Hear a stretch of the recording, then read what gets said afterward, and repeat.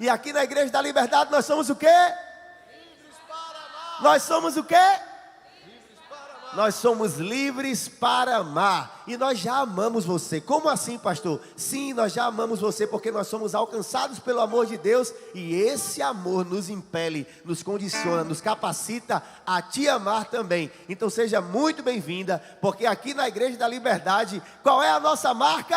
O amor, Qual é o nosso estilo? alegria, E qual é a nossa prática? comunhão. Alegria, amor, alegria e comunhão. Nós nos movemos e nos esforçamos para viver esses três valores. Queremos amar de verdade, viver com intensidade de alegria e viver também uma comunhão profunda e verdadeira no poder do nome de Jesus. Então se sinta abraçada por toda a igreja. E eu queria que a igreja desse agora uma grande salva de palmas para ela e que ela pudesse se sentir abraçada por todos os irmãos dessa noite. Seja muito bem-vinda. Você também que nos acompanha aí nas redes sociais, sei que tem um bom número aí e você ainda pode aí ser agente do céu nessa noite. Dispara esse link aí, manda para muitas pessoas, manda pelo menos aí para umas 20, 50 pessoas. Seja canal de Deus, seja abençoador nessa noite.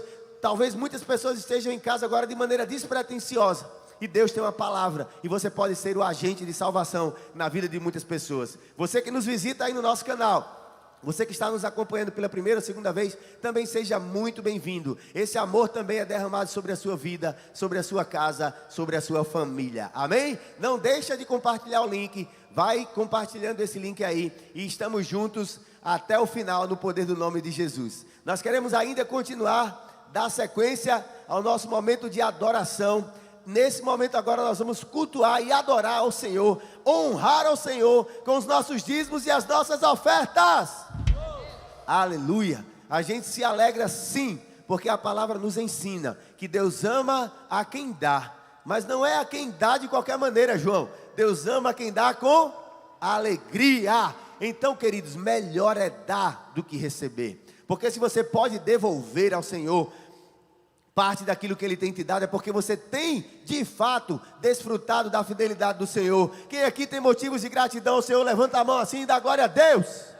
Só estarmos aqui, queridos, estarmos de pé, estarmos vivos. Então faça agora, como fizeram todos os homens de Deus no Antigo Testamento. Chegue diante do altar com a sua oferta. Se possível aí, se quiser, já pega o seu envelope, já pega o seu celular, abre o aplicativo, deixa o teu coração se mover nesse momento e faça com alegria. Eu queria chamar Jason aqui, para que ele pudesse estar orando nesse momento.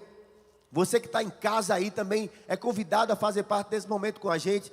Sabemos que boa parte da igreja está nos acompanhando hoje de forma online. Estamos aí, enfrentando esse gigante dessa gripe, dessa pandemia. Mas olha, quem é qualquer gigante diante do nosso Deus Todo-Poderoso? Já foi declarado aqui nessa noite, a nossa vitória é certa no poder do nome de Jesus. Mas você está em casa, então não deixa de ofertar e dizimar. Jason vai orar por você e vai trazer uma palavra de encorajamento, amém, de ânimo para você.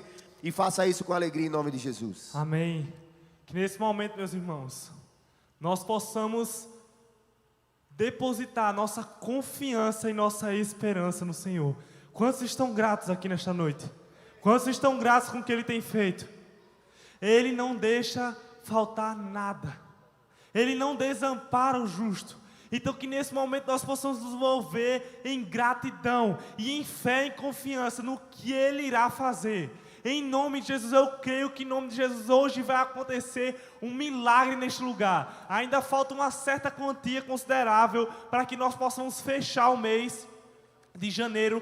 Mas eu creio, nós cremos que Deus irá fazer o milagre. E nós vamos ser instrumentos desse milagre do Senhor. Nós que estamos aqui, você que está em casa também, eu peço perdão, peço desculpas, porque estamos com problemas técnicos e o link caiu recentemente, mas já voltou e eu peço para que você envie novamente esse link para as células, para todo mundo vir assistir novamente esse culto e ser abençoado nesse momento.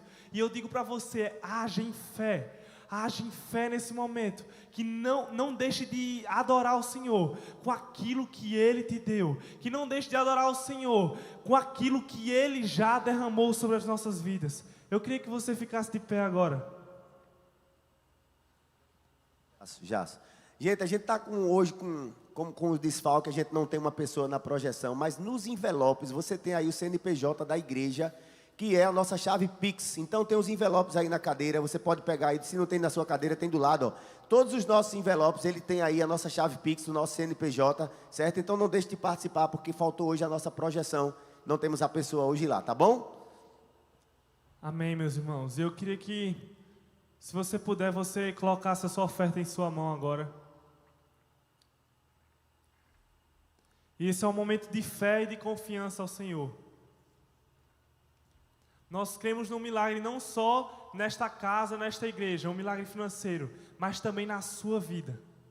Então coloque diante de Deus agora a sua vida financeira, o seu emprego, a sua profissão, a sua família.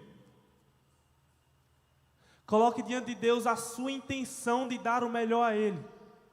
E nós vamos orar por esta casa e pela sua casa também. Porque nós cremos num milagre. Nós cremos que Deus é um Deus que cuida do seu povo, que cuida dos seus filhos.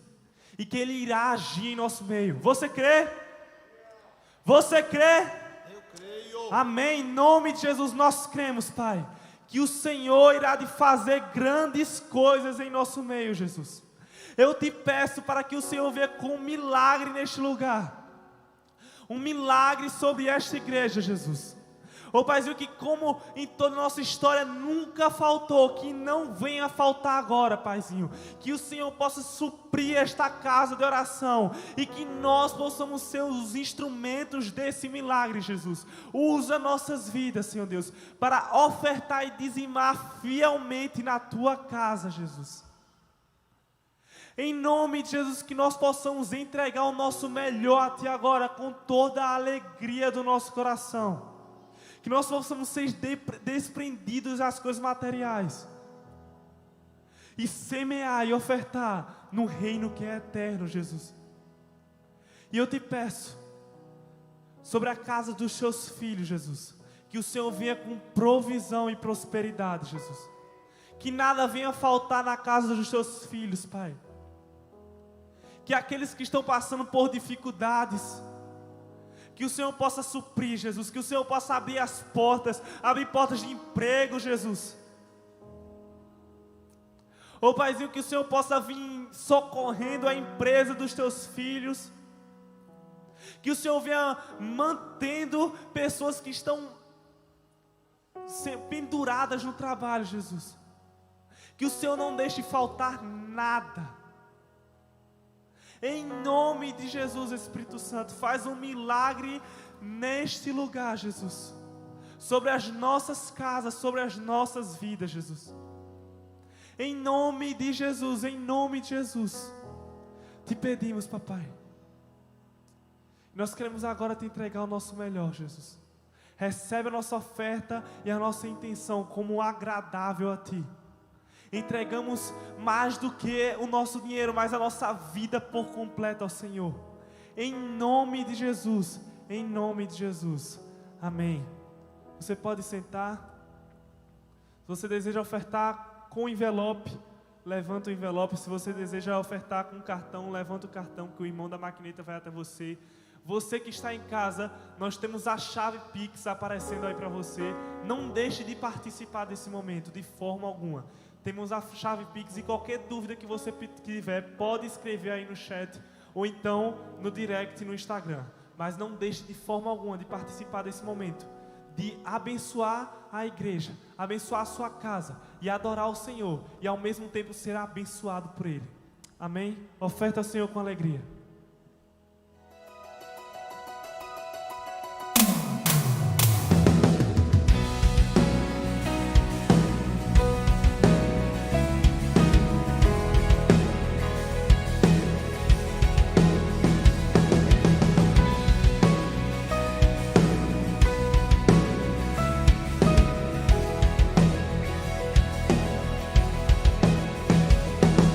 As nuvens ele vem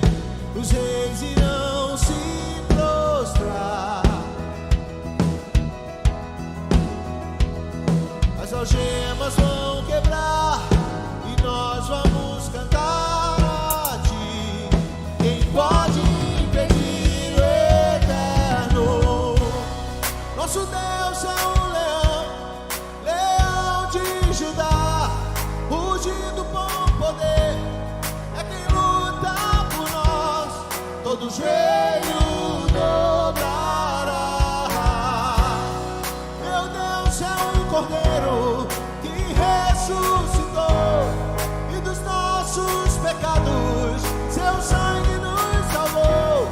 E os joelhos dobrarão ao Cordeiro e o Leão, todo joelho dobrará.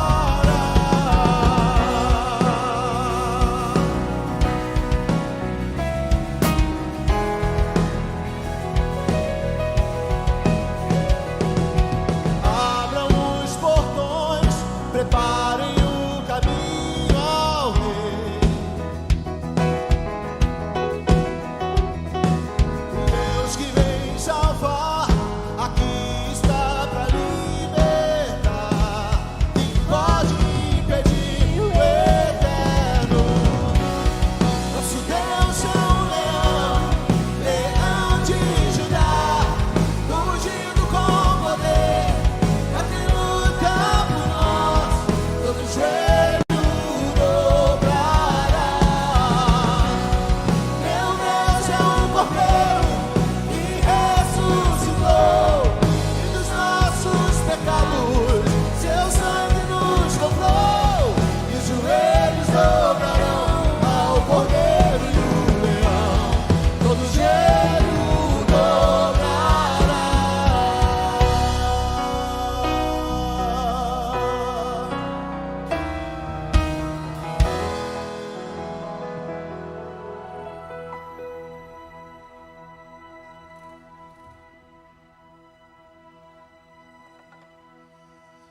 Porque debaixo dos céus e em cima da terra não há Deus como nosso Senhor, também não há Senhor como nosso Deus.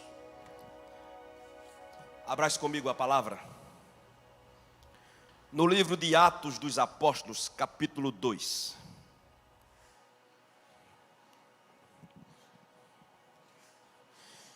Se for possível, bota aquele relojão ali para mim, por favor.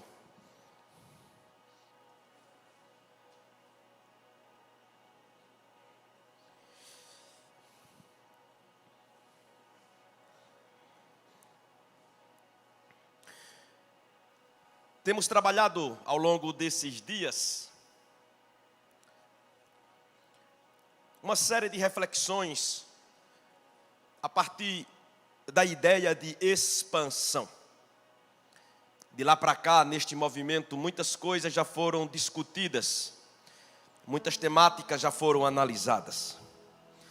E eu queria convidar você, incentivar você a assistir, se não o fez ainda, a mensagem que eu preguei no último domingo, sobre a expansão do coração, com base no capítulo 1 do livro de Atos. E eu acho que ela faz coro com aquilo que eu desejo compartilhar com você nesta noite. Atos dos Apóstolos, capítulo 2.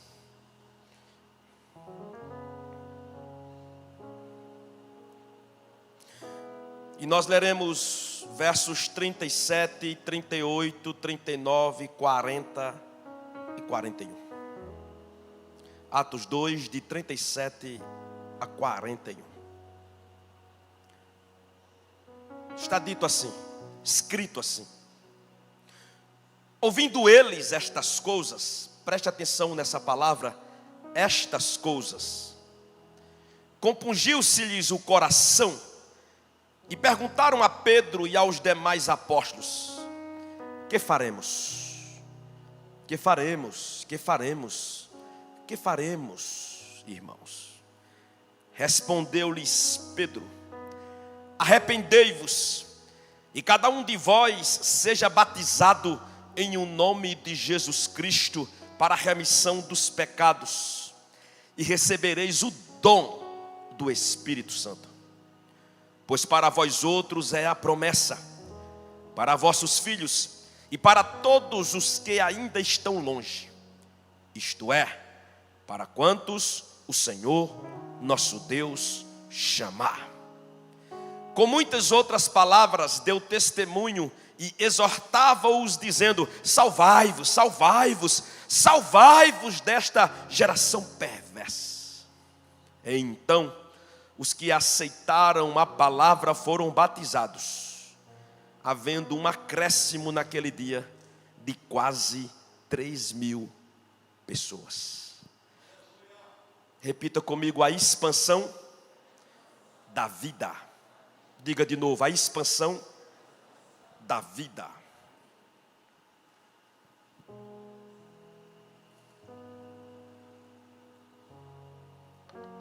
Cristo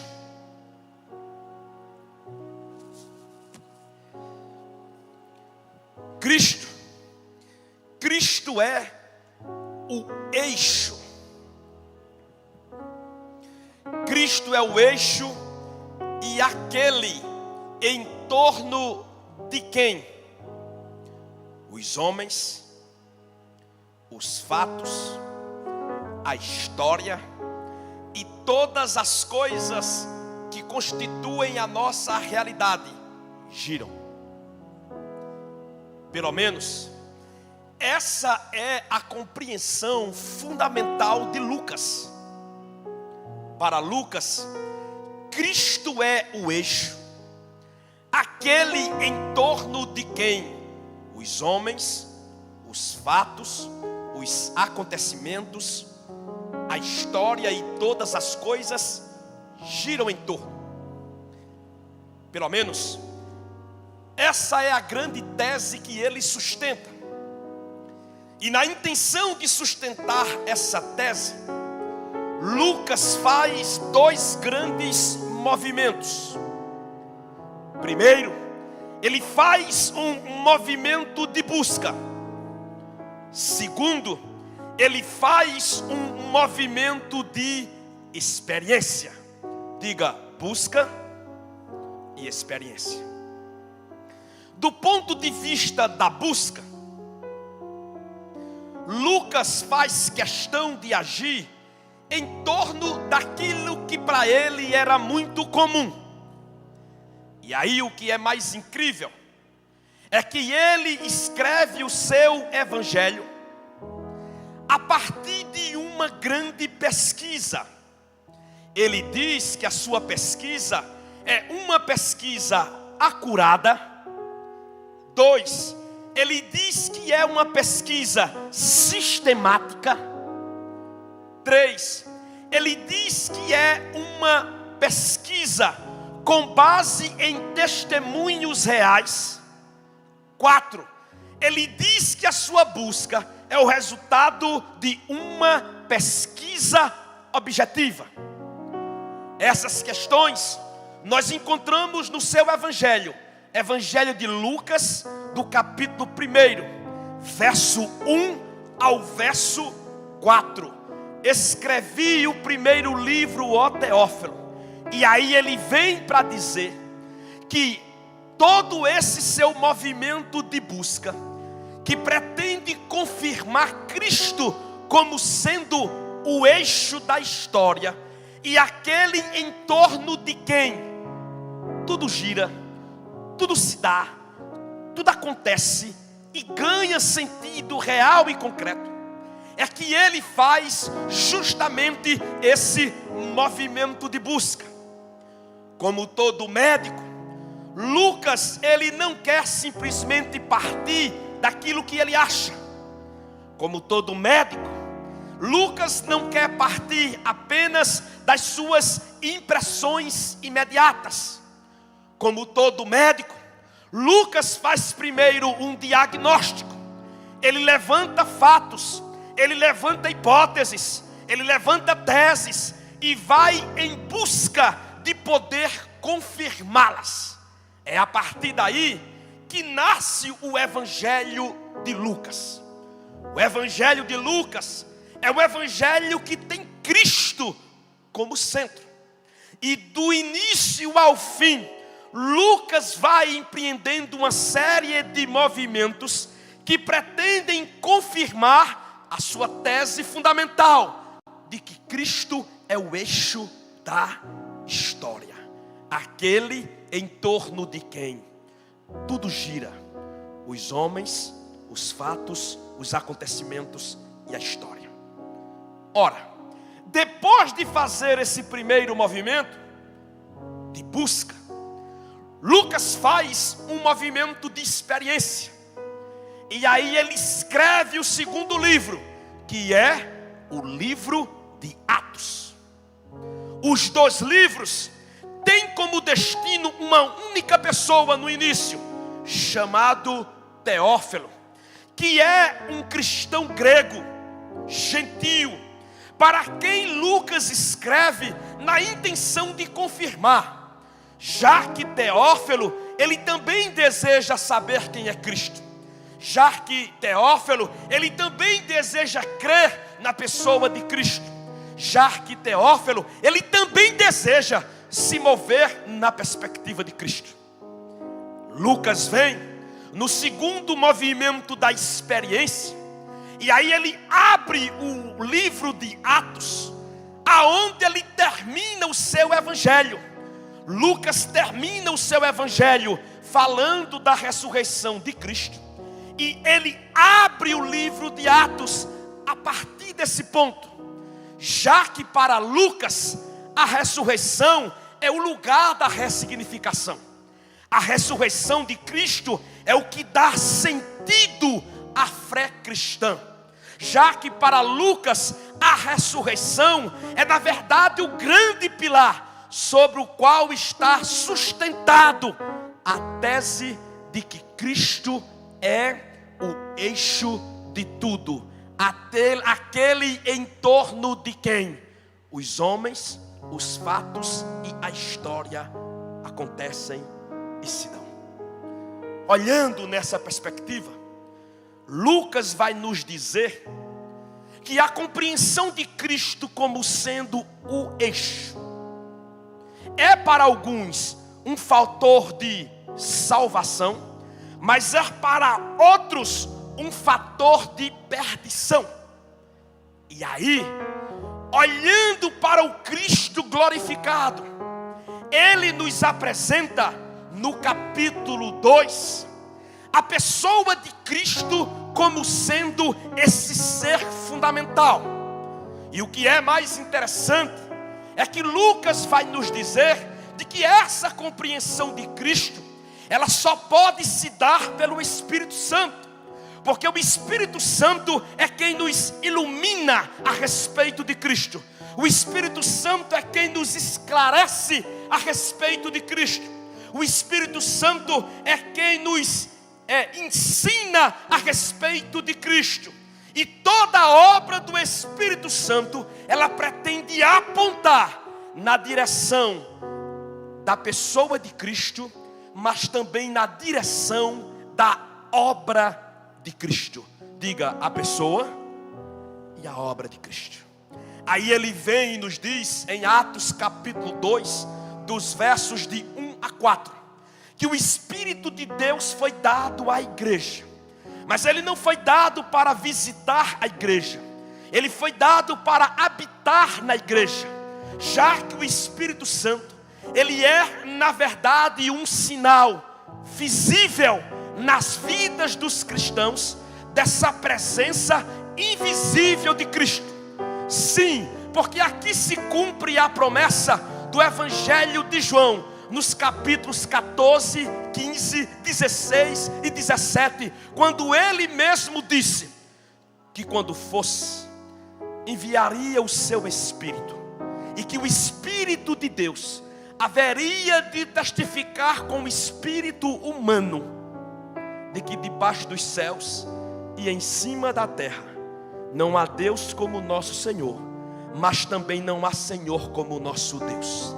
De que Cristo é de fato o Filho de Deus, e de que a obra de Cristo na cruz é suficiente para salvar e mudar a vida de todo aquele que nele crê. Pedro vem, movido por essa compreensão, e nos diz, do verso 5 até o verso 36, de que maneira eles compreendem quem é Cristo, e de que modo a obra de Cristo torna o reino de Deus acessível a nós. Aí ele vem, traz Cristo por centro e diz: Cristo é o eixo, aquele em torno de quem tudo gira: os homens, os acontecimentos e a história. Todavia, Pedro também nos diz, olhando para a pessoa e para a obra de Cristo, que diante do eixo que é Ele, existem duas gerações. Há uma geração que se salva e há uma geração que se perde. Sobre a geração que se perde, Pedro a nomeia no versículo 40 de uma geração perversa, uma geração que se desgasta na sua própria corrupção, uma geração degenerada, uma geração moribunda, uma geração que apodrece, uma geração que se perverte, ou seja, uma geração que caminha cada vez mais daquilo que é mal para aquilo que é pior, e caminha daquilo que é pior para um tempo de juízo e perdição total. Todavia, ao mesmo tempo que Pedro visualiza que uma geração está se perdendo, que pessoas estão decaindo, que pessoas estão confusas, que pessoas não sabem o que são, o que estão fazendo, nem para onde vão, nem quais são os seus destinos finais, Pedro vem e diz que há uma outra geração que, olhando para Cristo, encontra mudança para a sua vida, paz para a sua consciência e segurança para a sua eternidade. Diga amém. Cristo diz, Pedro diz, aliás, que é diante de Cristo que alguns tombam e se perdem, mas é diante de Cristo que alguns se levantam e seguem. Pedro diz que é diante de Cristo que alguns se perturbam, ficam confusos e nunca se acham. Pedro diz que é diante de Cristo que os confusos pacificam seus corações, encontram um caminho real e por causa disso nunca mais se perdem. Em outras palavras, Pedro está dizendo assim, que diante de Cristo, ou a vida se estreita, ou a vida se expande, ou a vida se fecha, ou a vida se abre, ou a vida se desfaz, ou a vida se refaz, ou a vida se deteriora, ou a vida se reconstitui, ou a vida padece, ou a vida enobrece, ou a vida se torna espúria, ou a vida se torna cada vez mais digna. Pedro diz que diante de Cristo existem aqueles cujas vidas se estreitam e se perdem, mas existem aqueles cujas vidas se abrem, se expandem, se fazem e se realizam na graça de Deus. Diga amém se você entendeu. Olhando assim, Pedro diz que a geração que se estreita em si mesma. É uma geração autocentrada, é uma geração que se sente autossuficiente, é uma geração orgulhosa, é uma geração que tenta fazer de si o senhor da sua própria vida, o senhor do seu próprio destino, o fazedor da sua própria história.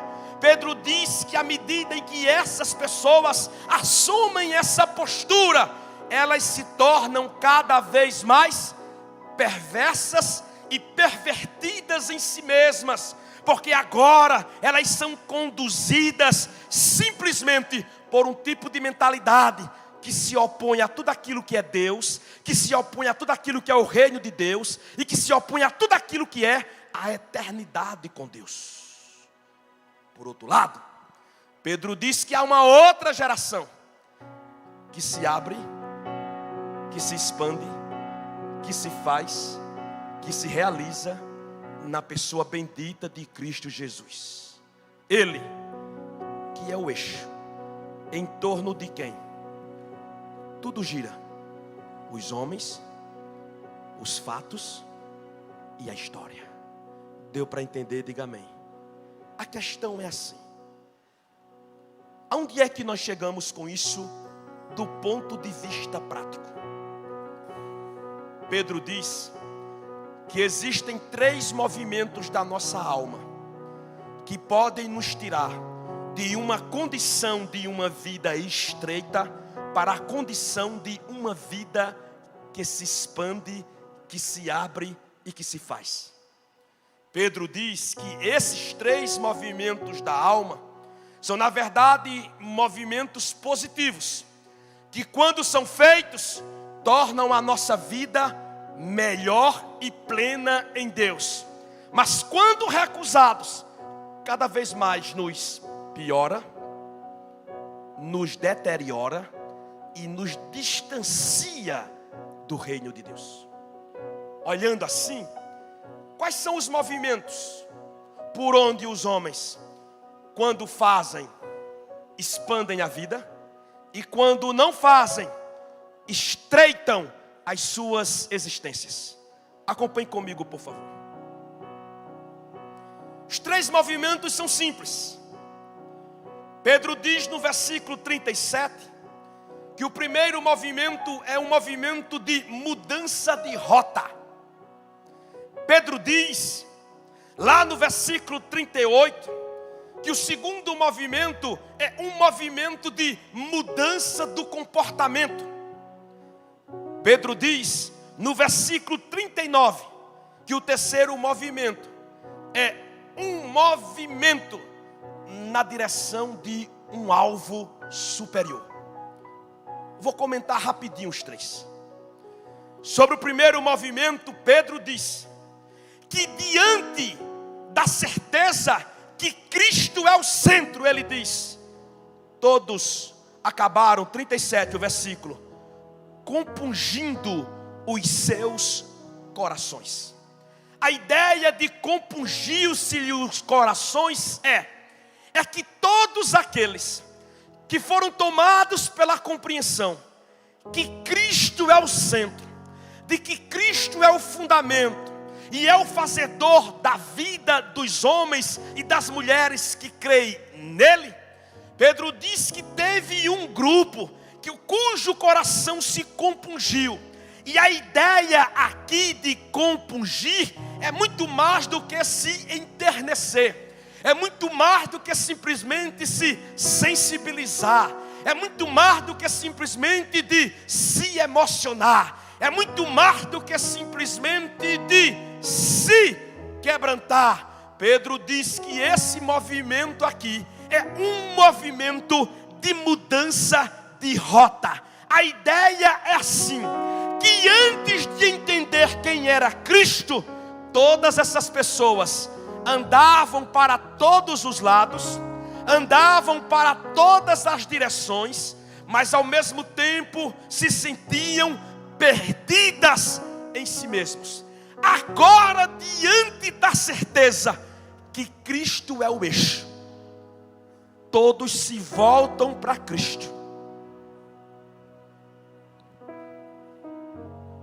e olham para Cristo como o caminho, a verdade e a vida, aquele na direção de quem a vida tem que acontecer. Ora, o que você tem aqui não é uma mudança de planos, simplesmente. O que você tem aqui não é uma mudança de sonhos, simplesmente. O que você tem aqui não é uma mudança de planejamento, simplesmente. O que você tem aqui é uma mudança de sentido. É gente caminhando do nada para coisa nenhuma e se voltando para Cristo, para Deus e para o céu como sendo o sentido maior da vida. Essa postura de voltar-se para Cristo como uma mudança de rota é o fator diferenciador entre aquele que se perde no estreito da vida e aquele que se acha no alargamento da sua própria estrada. Ou seja, é a diferença entre aqueles que se perdem e que se salvam. E aí Pedro diz que a vida só se expande quando ela vai na direção de Cristo como eixo. Aqui você tem uma mudança, sabe de quê? De relação. Por quê? Porque agora Cristo não é o meu ajudador. Agora Cristo não é o meu cooperador. Agora Cristo não é simplesmente o meu advogado. Agora Cristo não é simplesmente o meu provedor. Agora Cristo não é simplesmente o médico que cura as minhas enfermidades. Agora Cristo não é simplesmente aquele que expele de mim os meus espíritos obsessores.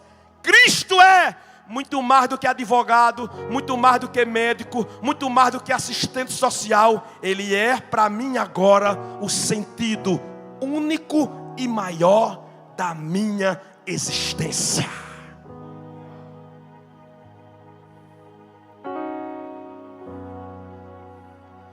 Dois, Pedro diz que ao olhar para Cristo assim, uma vez mudando de rota,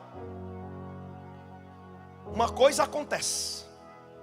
Mas isso que acontece não é somente diante de mim, mas é também em mim.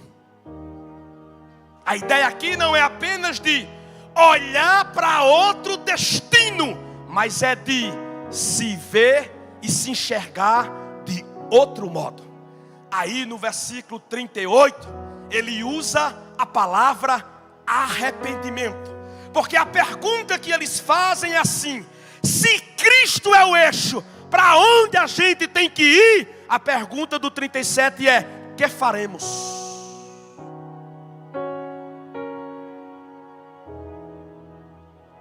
E aí Pedro diz: quer saber o que é para fazer? Se arrependa. Só que a palavra arrependimento aí, ela é repetida nos evangelhos por várias vezes, no sentido de uma metanoia. E qual é o significado disso aqui? É que arrependimento é mais do que comoção. A palavra arrependimento aqui, ela tem um triplo significado. Ela representa uma mudança de mente, ela representa uma mudança de sentimento e ela representa uma mudança de comportamento. A ideia é que aquele que enxerga Cristo como eixo muda a sua maneira de pensar.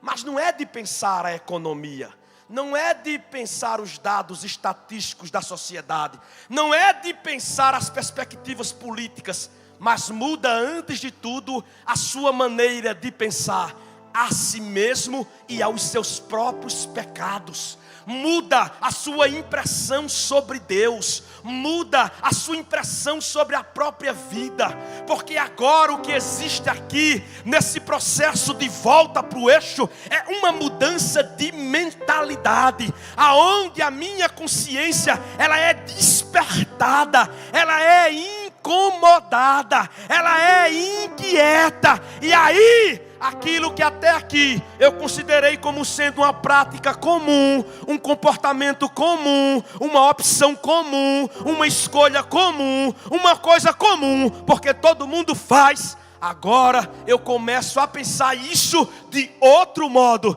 porque eu começo a pensar a partir de Cristo. E o que existe aqui não é uma lavagem cerebral, mas é uma iluminação do Espírito Santo, que entrando na consciência humana, dá ao homem uma dupla certeza.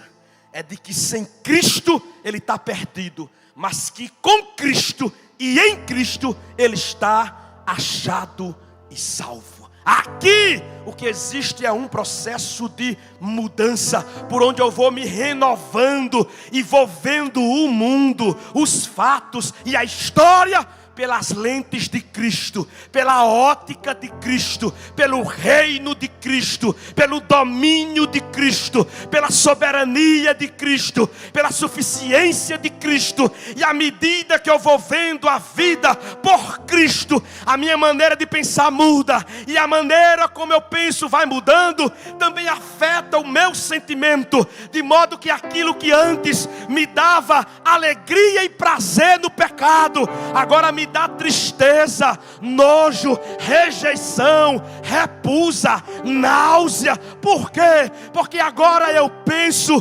conforme as afeições de Cristo, os sentimentos de Cristo, o coração de Cristo, o ser de Cristo, a glória de Cristo, a pessoa de Cristo. E aí, naquilo que antes eu encontrava prazer, alucinação, embriaguez, loucura, fuga, agora eu entendo que tudo isso aqui, é tristeza, é mal, é perdição.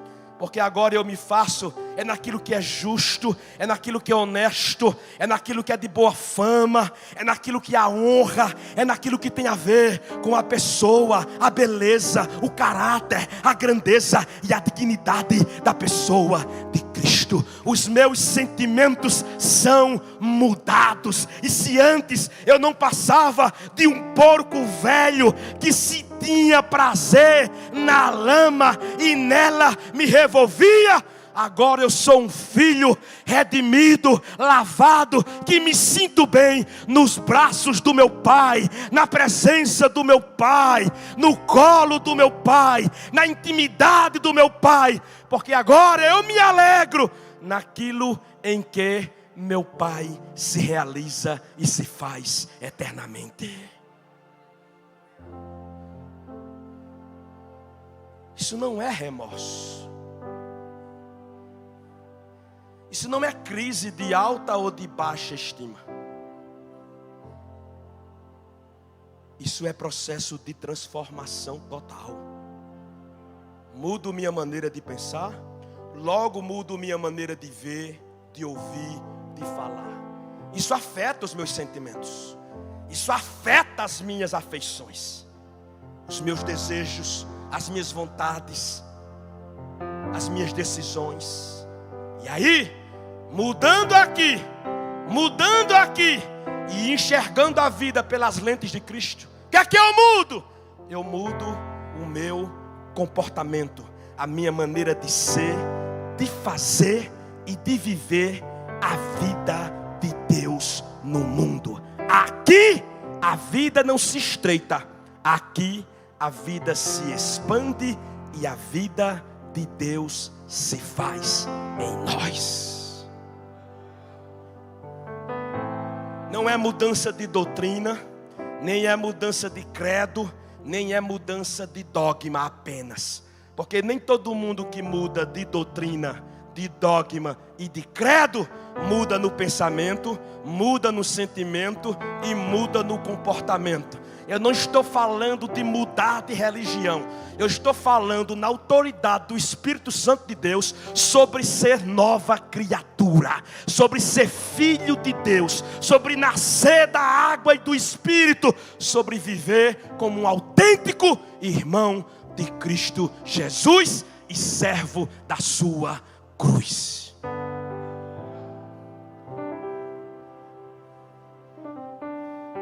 Aí vem uma coisa. Muda a rota. Olha o eixo quem é. Muda o comportamento. Aqui, aqui e na ação. E o que é que muda? Muda o alvo. E aí Pedro diz no versículo 39 que essa mudança de alvo consiste em um chamado que Deus está fazendo ao longo da história, de geração em geração, de geração em geração, de geração em geração, chamando homens, mulheres, filhos e filhas, ricos, pobres, brancos, negros, pardos, intelectuais, não intelectuais, chamando em cada tempo, em cada momento da história para atentar com isso. E aí Pedro diz, porque é isso que Deus tem para nós, no 39. O que Deus tem para nós é uma promessa, mas é uma promessa para vocês e para os vossos filhos, e também uma promessa para quantos o Senhor vosso Deus chamar. E aí Pedro diz que ao longo do tempo Deus está chamando gente para expandir a vida, para se expandir na vida. E Ele vem chamando, vem chamando, vem chamando, vem chamando, vem chamando, até os nossos dias. E aí no 40 Ele diz assim: atentem para esse chamado, do contrário vocês vão estreitar a vida e se perder no caminho. Por outro lado, Pedro diz no 38, não se percam, não se estreitem, se expandam e se acham. E aí ele diz no 38, e recebam de Deus o dom do Espírito Santo. Que dom é esse? Aí nesse contexto, o dom aí, nesse versículo específico, tem a ver com a certeza daquilo que eu sou em Deus e daquilo que Deus é em mim. E aí Pedro diz que esse tipo de compreensão naquele dia afetou quase 3.000 pessoas, e quase 3.000 pessoas de uma única só vez ficaram de pé, fizeram a confissão por Cristo, mudaram a rota, tomaram a decisão de mudar no pensamento, no sentimento e no comportamento.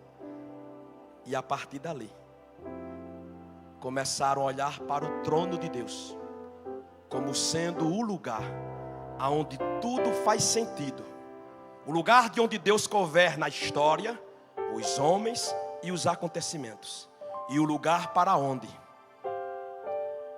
tudo Deus chama, a fim de submeter tudo diante do seu poder, a fim de que a sua vontade, que é boa, perfeita e agradável, se manifeste na minha história individual, na sua história individual e nos destinos de todas as gerações. O que Pedro diz é: há um Deus sentado no trono, há um Cristo em torno de quem tudo gira, e é para Ele que eu tenho que me voltar, viver e existir eternamente. Sobre o que eu estou falando, sobre o que é que significa de fato ser de Cristo e viver para a glória do seu nome. Vamos ficar em pé.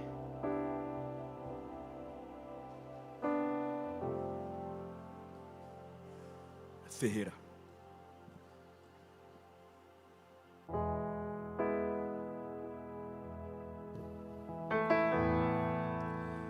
Eu quero estar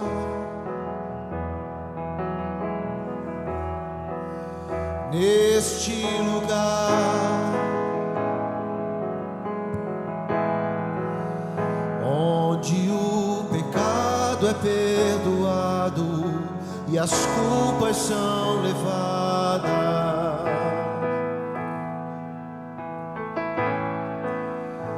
Eu quero estar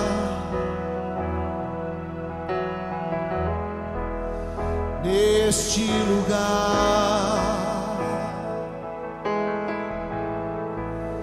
onde o amor não se esfrie e o fogo não se apague.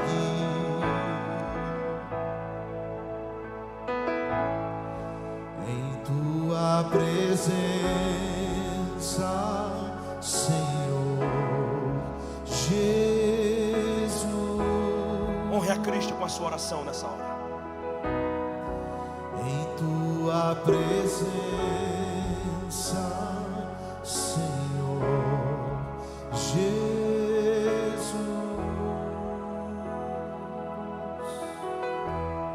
pergunta é: que faremos? Pedro disse: se arrependam.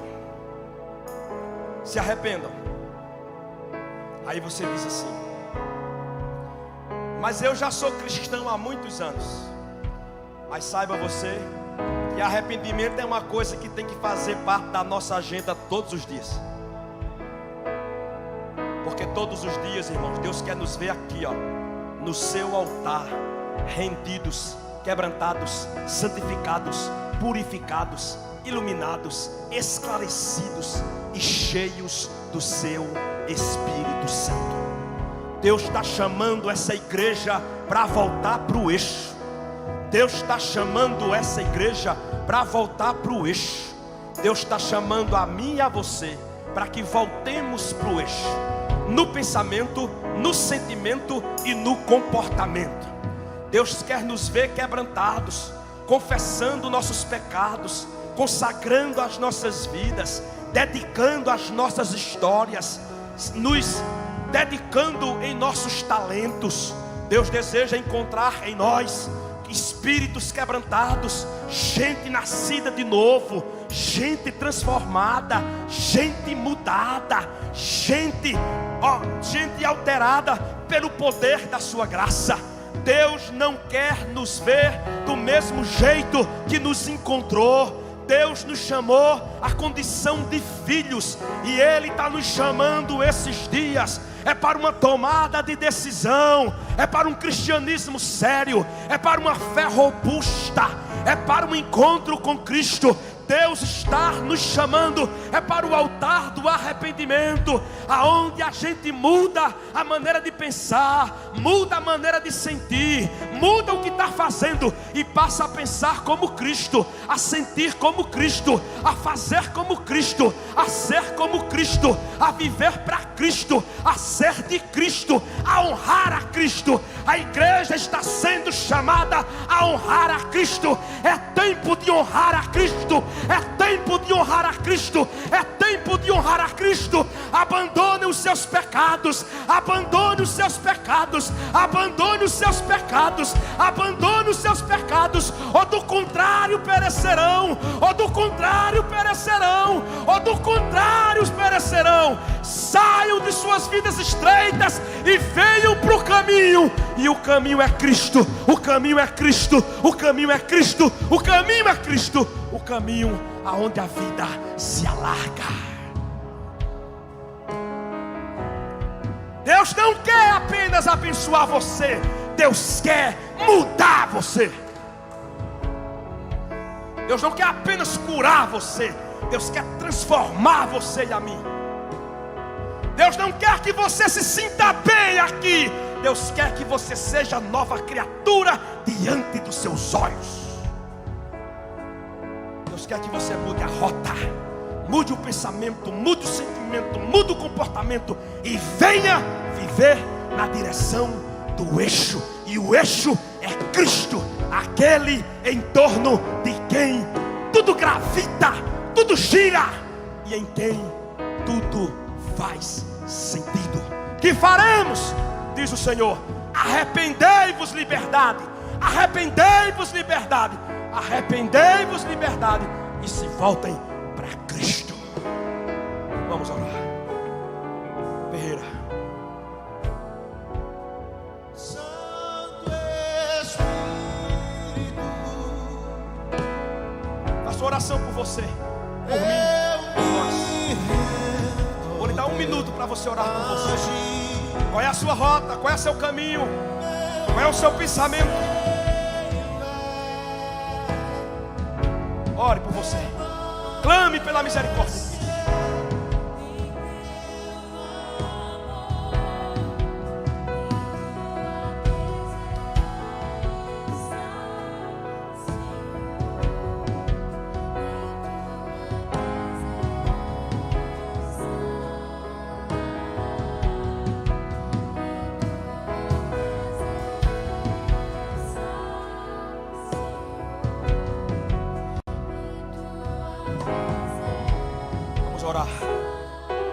Vamos orar. Ajuda-nos, Senhor, nessa noite a entendermos quem é Cristo. e em torno de quem a nossa vida tem que acontecer, Senhor. Nos dá espíritos quebrantados, arrependidos. Gera em nós, Senhor, uma outra maneira de pensar. Que não pensemos segundo nós mesmos, nem a favor dessa lógica maluca do mundo. Que pensemos de acordo com Cristo, Senhor. Nos dá luzes, nos dá sabedoria, nos dá